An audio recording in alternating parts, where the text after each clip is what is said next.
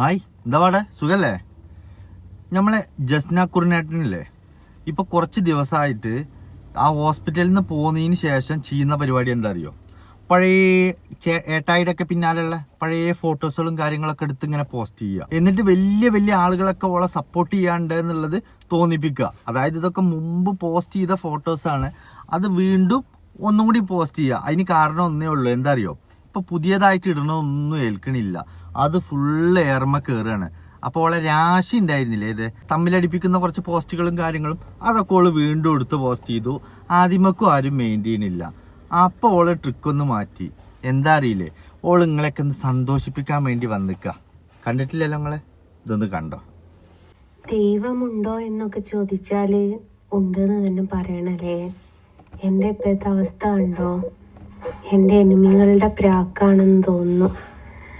വല്ലാത്തൊരവസ്ഥയെ കൂടിയാണ് ഞാൻ കടന്നു പോകുന്നത്. ഈ ഒരവസ്ഥ എന്ന് പറയുന്നത് ആർക്കും വരാതിരിക്കട്ടെ. എന്താക്കാനാ, നമ്മൾ ചെയ്തതിൻ്റെ പാപത്തിൻ്റെ ഫലം നമ്മൾ തന്നെ അനുഭവിക്കണം എന്ന് പറയാറില്ലേ? അതുപോലെ അനുഭവിച്ചുകൊണ്ടിരിക്കുകയാണ്. എൻ്റെ എനിമികൾ എപ്പോഴും പ്രാർത്ഥിക്കുന്നുണ്ടാവും എനിക്ക് അതിൻ്റേതായ തക്കതായ ശിക്ഷ കിട്ടണേ എന്നുള്ളത്. അത് ദൈവത്തിന് തരാതിരിക്കാൻ പറ്റുമോ? പറ്റില്ലല്ലോ. അപ്പം ദൈവം കണ്ടറിഞ്ഞു മുഖത്ത് നോക്കിയിട്ട് തന്നെ തന്നു. ദൈവത്തിനോട് മുഖത്തല്ലാതെ വേറെ എവിടെയെങ്കിലും തന്നൂടായിരുന്നോ എന്ന് ഒരുപാട് പ്രാവശ്യം ചോദിച്ചു. പക്ഷേ മുഖത്ത് തന്നെ വേണമെന്ന് ദൈവത്തിനും നിർബന്ധം എന്ന് തോന്നുന്നു. എന്തായാലും എൻ്റെ എനിമികളൊക്കെ സന്തോഷിച്ച് നിൽക്കുകയാണ്. നിങ്ങൾ സന്തോഷിച്ചോളൂ, എനിക്ക് കുഴപ്പമൊന്നുമില്ല. നിങ്ങളെ അങ്ങനെയെങ്കിലും സന്തോഷിപ്പിക്കാൻ എനിക്ക് പറ്റുന്നുണ്ടല്ലോ. അല്ലാതെ ഇപ്പം ഞാനെന്ത് പറയാനാ? എൻ്റെ ഈ ഒരവസ്ഥക്ക് ഞാൻ തന്നെയാണ് കാരണം, എൻ്റെ സ്വഭാവമാണ് കാരണം എന്നൊന്നും ഞാൻ പറയില്ല. ഇതൊക്കെ ഓരോരോ വിധിയാണ്, അല്ലാണ്ട് എന്ത് പറയാനാ? ഞാനിപ്പോൾ ഹോസ്പിറ്റലിലാണ്. ബാക്കി ഡീറ്റെയിലൊക്കെ വീട്ടിലെത്തിയിട്ട് പറഞ്ഞു തരാം കേട്ടോ.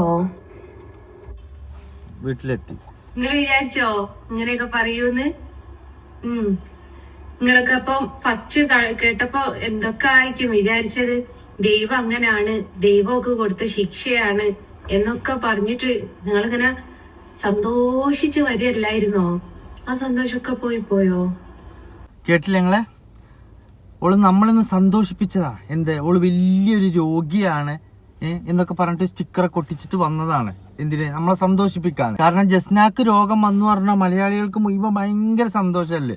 വേറെ ഒരു പണിയില്ലാഞ്ഞിട്ട് മലയാളികൾ ഇപ്പോൾ ഓളെ രോഗം നോക്കി നടക്കുകയാണ്. ഇവളേതാ മുതലെന്ന് ശരിക്കും അറിയുന്ന ആളുകളാ മലയാളികള്. എന്നിട്ട് ഓളിപ്പോ മുഖത്ത് ഒരു സ്റ്റിക്കറും വെച്ചിട്ട് ഭയങ്കര രോഗിയാണ് അറിഞ്ഞ് നമ്മളിന്ന് സന്തോഷിപ്പിക്കാം. എന്നിട്ട് രോഗമില്ല എന്ന് പറയുമ്പോൾ നമ്മൾ ആകെ ഇടങ്ങാറാവൂലേ? അതിന് വന്നതാ മൂപ്പത്തിയാര്. ഇപ്പൊ എന്തായി? നിങ്ങളൊക്കെ ആകെ വസളായില്ലേ? പറഞ്ഞിട്ട് കാര്യമല്ല. എങ്ങനെയുണ്ടോളെ ബുദ്ധി? ഭയങ്കര ബുദ്ധിയല്ലേ. പക്ഷെ പൊന്നു മോളെ, ഒരു കാര്യം ആലോചിച്ചോ, ആരിനെയാ പരിഹസിക്കണത്, ആരിനെയാണ് വെല്ലുവിളിക്കണത് എന്നുള്ളത് താമസിയാതെ അനക്ക് തന്നെ മനസ്സിലാവും. കാരണം എന്താ അറിയോ, അൻ്റെയൊക്കെ വലിയ ആളുകൾ ഇവിടെ ജീവിച്ചു പോയതാ. അപ്പൊ അതുകൊണ്ട് അനക്ക് രോഗം വന്നാൽ മുസ്ലിങ്ങൾ ഒന്നായിട്ട് കൈയടിക്കും, സന്തോഷിക്കും എന്ന് വിചാരിച്ചിട്ടുള്ള ഒരു തെറ്റിദ്ധാരണ പരത്താൻ വേണ്ടിയിട്ടാണ് ഇത് ചെയ്തെങ്കിൽ അനക്ക് തെറ്റി. മനസ്സിലായോ? അൻ്റെയൊക്കെ വലിയ വാപ്പയായിരുന്നു ഫിറാവുന്ന്. അതിനെ ഞങ്ങൾ വില വെച്ചിട്ടില്ല. പിന്നെ ഇപ്പൊ അല്ലേ ഇപ്പൊ വില വെക്കാൻ മാത്രം ഇപ്പൊ എന്താണക്കില്ലേ അല്ലേ? ഒരു കുറിനേട്ടനും ഉണ്ട്. ഇപ്പൊ മൊത്തം മൂഞ്ചി അവിടെ ഇരിക്കല്ലേ. അന്നെ സപ്പോർട്ട് ചെയ്യാൻ കുറിനേട്ടനും ഉണ്ട്, അനക്ക് സപ്പോർട്ട് ചെയ്യാനും ഒരു കുറിനേട്ടനുണ്ട്. അല്ലാതെ ഇപ്പൊ ആരാ ഉള്ളത്? ഇതൊന്നും അല്ല വിറ്റ്. നിങ്ങൾക്ക് പല ആളുകൾക്കും സംശയമുണ്ട്, ഈ കുറിനേട്ടനും ജസ്നയും തമ്മിൽ എന്താണ് ബന്ധമെന്ന് അല്ലേ? എന്നാ കേട്ടോ, അത് ജസ്ന തന്നെ പറയുന്നുണ്ട്.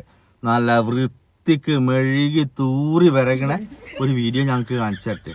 ഇതാ കണ്ടോ? ഹായ്, ഹലോ, എല്ലാവർക്കും നമസ്കാരം. കണ്ടാങ്ങിനക്കായി ബൈ ജസ്ന സലീം എന്നുള്ള യൂട്യൂബ് ചാനലിലേക്ക് സ്വാഗതം. ഇന്നൊരു സ്പെഷ്യൽ വീഡിയോ ആണ്.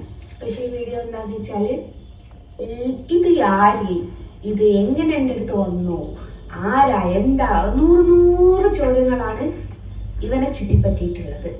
അപ്പം ഞാൻ കരുതി അത് ഇവന്റെ അടുത്ത് തന്നെ ചോദിച്ചിട്ട് നിങ്ങൾക്ക് അതിന് കറക്റ്റുള്ള ഉത്തരം തരാമെന്ന്. ഞാൻ പറയണ്ട, ഇവരെ കൊണ്ട് തന്നെ പറയിപ്പിക്കാന്ന് കരുതി. അപ്പൊ ആദ്യം തന്നെ എല്ലാവർക്കും അറിയേണ്ട ഒരു കാര്യം എന്താ വെച്ചാല്, നീ എന്താ യാരെന്ത് പയ്യൻ എന്നാണ് എല്ലാവർക്കും അറിയേണ്ടത്. അപ്പൊ നീ ആരാണ്? ഞാൻ കസിൻ ബ്രദർ. അപ്പൊ കസിൻ ബ്രദർ എന്നൊക്കെ പറയുമ്പോൾ ഹിന്ദിക്കും ഹിന്ദുവാണെന്ന്. ഇതൊന്നുമല്ല, കുറച്ചേരം നിന്ന് കേക്ക്. ഇതിന് വലിയൊരു ട്വിസ്റ്റ് ഉണ്ട്. ഇപ്പൊ കസിൻ ബ്രദർ ആയില്ലേ, ഇനി കസിൻ ബ്രദർ എന്താണ് ഈ കോഴി മുട്ടക്ക് അടയിരിക്കണ മാതിരി ഇവിടെ തന്നെ ഇരിക്കണെന്നുള്ളതല്ലേ? അതിനുണ്ട് ഉത്തരം. അതാ ഞാൻ പറഞ്ഞ കുറച്ചേരം കൂടി കേക്ക്. ഇത് ഫുള്ള് കേട്ടാലേ നിങ്ങൾക്ക് മനസ്സിലാവുള്ളൂ. ഇതാ രണ്ടാമത്തെ ചോദ്യം, എന്തുകൊണ്ട് നീ ഇവിടെ നിൽക്കുന്നു? നിനക്ക് വീടും കൂടിയൊന്നും ഇല്ലേ? എനിക്ക് വീടുണ്ട്, അച്ഛനമ്മയുണ്ട്, പിന്നെ കുറെ പട്ടിക്കുട്ടികളുണ്ട്, പൂച്ചക്കുട്ടികളുണ്ട്, പിന്നെ ഒരു തത്തയുണ്ട്. ഇതൊക്കെ എൻ്റെ വീട്ടില്. അമ്മമ്മണ്ട്, മാമുണ്ട്. അവരൊക്കെ വിട്ടിട്ട് ഞാനിവിടെ വന്ന് നിൽക്കല്ല. ഞാനിവിടെ വന്ന് നിൽക്കാനുള്ള കാരണം എന്ന് പറഞ്ഞാല് ഏകദേശം ഒരു ഇതെല്ലാവർക്കും അറിയാലോ. ഒരുവിധ എല്ലാവർക്കും അറിയാലോ എന്ന് പറഞ്ഞിട്ട് കാര്യമില്ല. നീ എപ്പോ തൊട്ടിട്ട് എന്ത് സാഹചര്യം തൊട്ടിട്ട് ഇവിടെ നിന്നു എന്നുള്ള കാര്യം അമ്മ പറഞ്ഞു. അങ്ങനെ നോക്കുകയാണെങ്കിൽ ഒരു 5 കൊല്ലമായില്ലേ? 5 വർഷം, 6ാമത്തെ വർഷം. 5 കൊല്ലമായിട്ടോ. ഒരു ഫസ്റ്റ് സൂയിസൈഡിന് ശ്രമിച്ചിട്ടുണ്ടായിരുന്നു. അപ്പൊ ആ ഒരു സമയത്ത് അവൾക്ക് നാണം വന്നു. എന്താ അറിയോ, ഫസ്റ്റ് അവള് സൂസൈഡിന് ശ്രമിച്ചു പറഞ്ഞപ്പോൾ ഇങ്ങനെ കാണിച്ചു തരികയാണ്. എന്ത് അവള് അതിന്റെ അടയാളം, അവള് സൂസൈഡിന് ശ്രമിച്ചതിന്റെ അടയാളം കാണിച്ചു തരികയാണ്. മനസ്സിലാക്കണം. അപ്പോ ആ സൂസൈഡിന് ശ്രമിച്ചതിന്റെ പേരിലാണ് ഇങ്ങോട്ട് വന്നിക്കണെന്നാ പറയണത്. ബാക്കി കേക്ക് ഒന്നാതിക്കാകല്ല. പിന്നെ ഇവർ രണ്ടാളേ ഉള്ളൂ. പിന്നെ അടുത്തുനിന്ന് വരാൻ പറ്റിയ ബന്ധങ്ങൾ എന്ന് പറഞ്ഞാൽ ഞാൻ മാത്രമേ ഉള്ളൂ. ആ ഒരു ഇതില് ഞാനിവിടെ വന്ന് എനിക്ക് തോന്നുന്നു നല്ല മഴയാണ്. നല്ല മഴ പറഞ്ഞാൽ പേമാരി മഴയുള്ള സമയത്താണ്. ഇവിടെ വന്ന് നോക്കുമ്പോൾ ഒരുപാട് ചോര ഒലിച്ച് മക്കളെ വിളിച്ചതാട്ടോ. അപ്പം പറഞ്ഞുതരാം, നീ എങ്ങനെ വന്ന് നീ ജ്ഞാനദൃഷ്ടി കൊണ്ട് വന്നതെന്ന് ചിന്തിക്കേണ്ട. മക്കൾ വിളിച്ച് പറഞ്ഞതാണ്.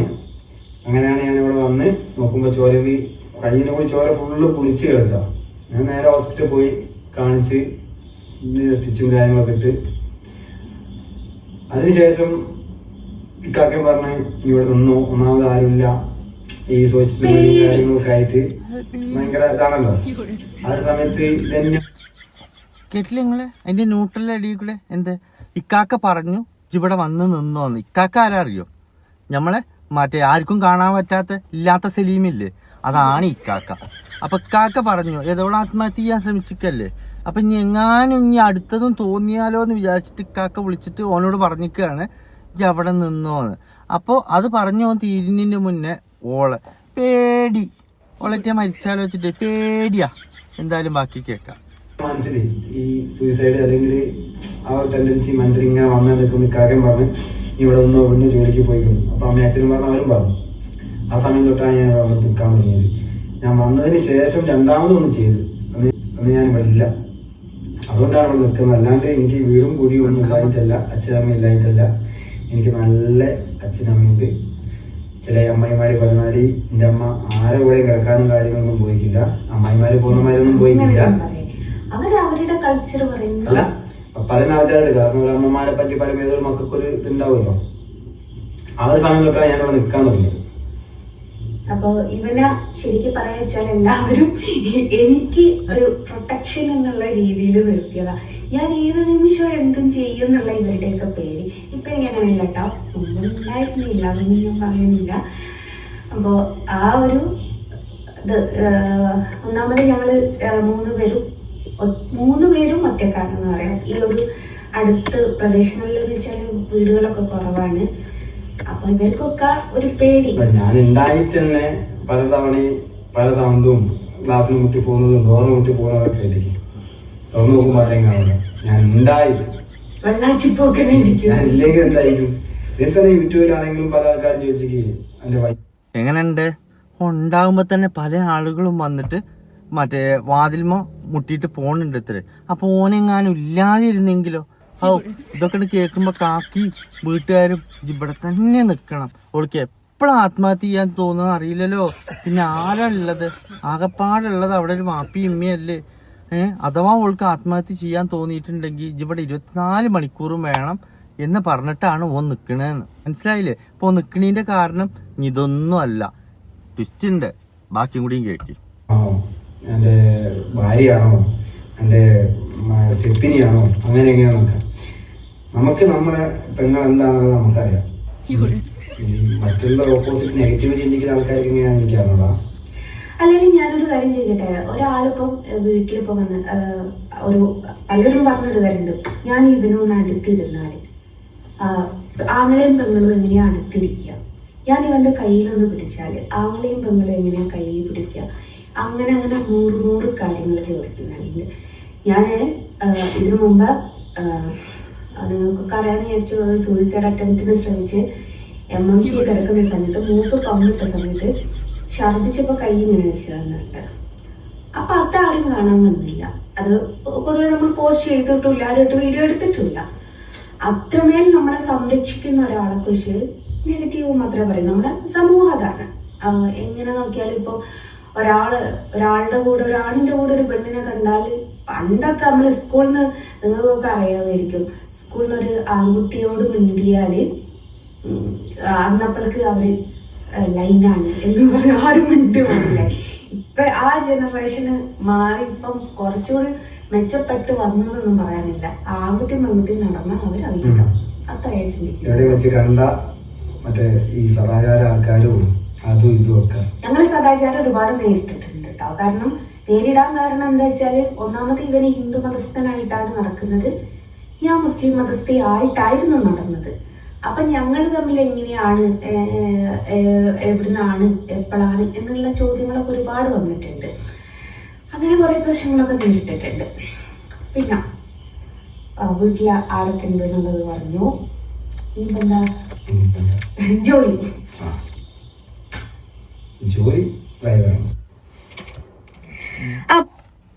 ജോലിയൊക്കെ അവിടെ കേട്ടെ. ഇത് നിങ്ങൾക്ക് ഇപ്പൊ എന്തെങ്കിലും മനസ്സിലായോ? ഇല്ല അല്ലേ? അതാ ഞാൻ പറഞ്ഞത്, ഇത് പെട്ടെന്ന് മനസ്സിലാവില്ല. അതാണ് ഓല ഐഡിയ. ഓലിപ്പോ വെളുപ്പിക്കാൻ വന്നത് എന്തിനറിയോ? എന്തുകൊണ്ടാണ് കുരുനേട്ടം അവിടുന്ന് പോകാതെ നിൽക്കുന്നത് എന്നുള്ളതിനെ കുറിച്ചിട്ട് നിങ്ങളെന്ന് ബോധിപ്പിക്കാൻ വേണ്ടി വന്നതാ.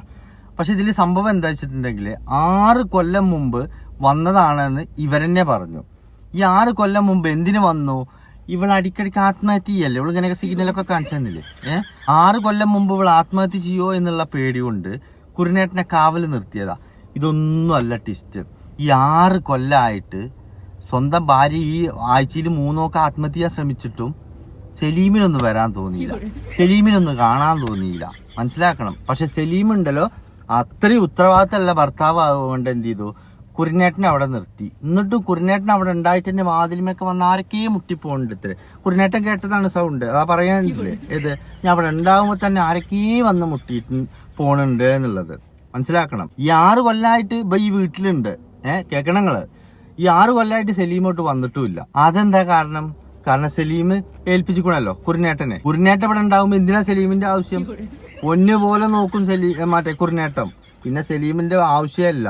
വെറും 6 കൊല്ലമായിട്ടേ വന്നിട്ടുള്ളൂ. ഈ 6 കൊല്ലമായിട്ട് സലീം ഈ ഭാഗത്തേക്ക് വന്നിട്ടില്ല. അവൾക്ക് 4 5 വയസ്സിലെ കുട്ടിയുണ്ട്. എന്താ ചെയ്യാ? ഒക്കെ ദൈവം തരിക, ഓളെ ഏറ്റു വാങ്ങുക. ഇങ്ങനെയൊക്കെ അങ്ങനെ പോണുണ്ട്. എന്തായാലും ഇപ്പൊ എനിക്ക് കാര്യം മനസ്സിലായില്ലേ? 6 കൊല്ലമായിട്ട് കുരുനേട്ടന്റെ കാവലിലാണ് നിൽക്കുന്നത്. അത്രയും, അതായത് ഇപ്പോൾ മരിക്കുകയെ ആത്മഹത്യ ചെയ്യും. ആ ഒരു പേടിക്കുക. സലീമിന് സലീമിക്കാക്ക് ഭയങ്കര പേടിയാണ് ഇവള് പെട്ടെന്ന് ആത്മഹത്യ ചെയ്താലോന്ന്. അതിനാണ് കുരുനേട്ടനെ നിർത്തിയിരിക്കുന്നത്. എല്ലാവർക്കും എല്ലാം മനസ്സിലായില്ലേ? ഇതൊന്നും അല്ല, അടുത്തൊന്ന് കേട്ടോ. ഇതാ, അബദ്ധങ്ങൾ പറ്റാത്തവരായിട്ട് ആരുണ്ടില്ലേ? എല്ലാരും കാഷ്വലായിട്ട് ചോദിക്കുന്ന ഒരു ചോദ്യമാണ്, അബദ്ധങ്ങൾ പറ്റാത്തവരായിട്ട് ആരുണ്ട് എന്ന്. ഇന്ന് ഞാൻ കോഴിക്കോട് പോയിട്ടുണ്ടായിരുന്നു. അതാണോ എനിക്ക് പറ്റിയ അബദ്ധം എന്ന് ചോദിക്കരുത്. ഒരു സിനിമയിലില്ലേ, എന്താ കുട്ടിക്ക് വേണ്ടി, അപ്പൊ അവന്റെ പേര് പറയുമ്പോ അതാണോ നിന്റെ വിഷമം എന്ന് ചോദിക്കുന്നത് പോലെ എന്ന് കോഴിക്കോട് പോയിട്ടുണ്ടായിരുന്നു. അപ്പം എല്ലാവർക്കും അറിയാമെന്ന് വിചാരിക്കുന്നു, എന്റെ കാലിന് ലേശം പ്രശ്നമുണ്ട്. ലേശം പ്രശ്നമുണ്ട് എന്നുള്ളത് കൊണ്ട് നമുക്ക് വാഹനം ഓടിക്കാൻ കുറച്ച് ബുദ്ധിമുട്ടാണ്. എന്ന് വെച്ചാൽ ഓടിച്ച് തുടങ്ങിയിട്ടുണ്ട് ഞാന്, കാര്യമായിട്ട് ഓടിച്ചിട്ടൊന്നും ഇല്ല കേട്ടോ. കാര്യം അത്തരത്തിലേക്കൊന്നും ആയി വന്നിട്ടില്ല എൻ്റെ കാല്. ഒരു നേഴ്സ് 1 ഇഞ്ചക്ഷൻ ഒന്ന് മാറിക്കുത്തി. അതാട്ടോ കാലിന്റെ പ്രശ്നം. ഇത് പുതിയത് ആരെങ്കിലും കേൾക്കുകയോ കാണുകയോ ചെയ്യുമ്പോൾ നിങ്ങൾ വിചാരിക്കും എന്താണ് ഇവളുടെ കാലിന് വിഷയം? ഇവളെ ഈ നേഴ്സും ഇഞ്ചക്ഷനും ഇതുവരെ തീർന്നിട്ടില്ല. ഇതൊന്നും അല്ല, ബാക്കി കാണിച്ചാൽ എന്ന് ചോദിക്കും. മനസ്സിലെങ്കിലും ചോദിക്കും. അതാണ് ഒരു നേഴ്സ് ഒരു ഇഞ്ചക്ഷൻ മാറിക്കുത്തിയതാണ്, വേറെ പ്രശ്നങ്ങളൊന്നുമില്ല. ഏകദേശം ഒരു മാസത്തിൻ്റെ അടുത്തായി ഇതും കൊണ്ട് കളിക്കുന്നു ഞാൻ. അത് അവിടെ കിടക്കട്ടെ. അപ്പം ഞാൻ ഇന്ന് കോഴിക്കോട് പോയി. കോഴിക്കോട് പോയത് എന്തിനാ വെച്ചാൽ എനിക്ക് 1-2 ബ്യൂട്ടി പ്രൊഡക്റ്റ് മേടിക്കാനുണ്ടായിരുന്നു. അപ്പോൾ ബ്യൂട്ടി പ്രൊഡക്റ്റിൻ്റെ പേരും കാര്യങ്ങളൊന്നും ഞാനിവിടെ പറയുന്നില്ല, കാരണം ഞാൻ നല്ല എമൗണ്ട് കൊടുത്തിട്ട് മേടിക്കുന്നതാണ്. അപ്പോൾ അത് അവർക്കൊരു പ്രൊമോഷൻ, ഫ്രീ പ്രൊമോഷൻ നമ്മൾ കൊടുക്കേണ്ട ആവശ്യമില്ലല്ലോ. നിങ്ങളോട് മുമ്പത്തേക്ക് വീഡിയോയിൽ ഞാൻ പറഞ്ഞിട്ടുണ്ട്, എൻ്റെ ഫേസിന് ഇപ്പോൾ ഭയങ്കര മാറ്റമുണ്ട്. അത് ഞാൻ പുതിയൊരു എന്താ പറയുക പ്രൊഡക്റ്റ് ഞാൻ യൂസ് ചെയ്യൽ തുടങ്ങിയിട്ടുണ്ട്, അതുകൊണ്ടാണ്. അപ്പം ഇതിനെപ്പറ്റി ഉള്ള ഫേസിന് ഭയങ്കര മാറ്റം വന്നു കൊടുത്തിട്ട് അതോട് പുതിയൊരു പ്രൊഡക്റ്റ് യൂസ് ചെയ്യുന്നത് കൊണ്ടാണ് അങ്ങനെ മാറിയിരിക്കണെന്നുള്ളത്. എന്താണെന്ന് ഓള് പറയില്ല. കാരണം എന്താ അറിയോ, അവർക്കൊരു മറ്റേ ഫ്രീ ആയിട്ടൊരു പ്രൊമോഷൻ കൊടുക്കാൻ അവർക്ക് താല്പര്യമില്ലാന്ന്. ഈ കണ്ട മറ്റേ ക്രീമും ഇതൊക്കെ വാരി തേച്ചിട്ടും ഇവിടെ ഓല എന്താ അറിയോ, ഇതാ